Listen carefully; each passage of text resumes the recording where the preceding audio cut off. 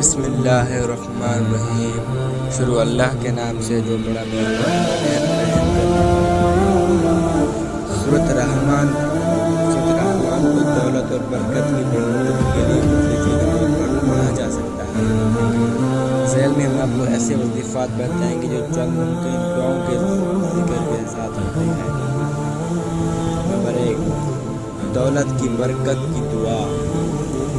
سورۃ رحمان کی تلاوت کرتے وقت آپ دولت کی برکت کی دعا کر سکتے ہیں۔ آپ اللہ تعالیٰ سے اپنی روزگار کو بڑھانے اور مالی مشکلات کو دور کرنے کی برکت مانگ سکتے ہیں۔ نمبر 2، رزق میں برکت کی دعا۔ آپ سورۃ رحمان کی تلاوت کر کے اپنے اللہ سے رزق میں برکت کی دعا کر سکتے ہیں۔ جو آج کل نوجوان رزق کی تنگی کی وجہ سے بہت پریشان ہیں، ان کے بہترین وظیفہ ہے۔ نمبر 3، مالی مسائل کا حل۔ اگر آپ سورۃ رحمان کو پڑھ کر صحیح الفاظ تلفظ سے پڑھ کر اللہ تعالیٰ کے سامنے اپنی مشکلات کا حل مانگ سکتے ہیں تو بے شک اللہ پاک غیب سے آپ کی بزنس یا کاروبار میں کامیابی کی دعا۔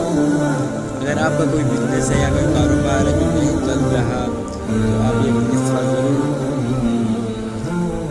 ضرور استعمال کر کے دیکھیں، انشاءاللہ کاروبار میں برکت ہوگی۔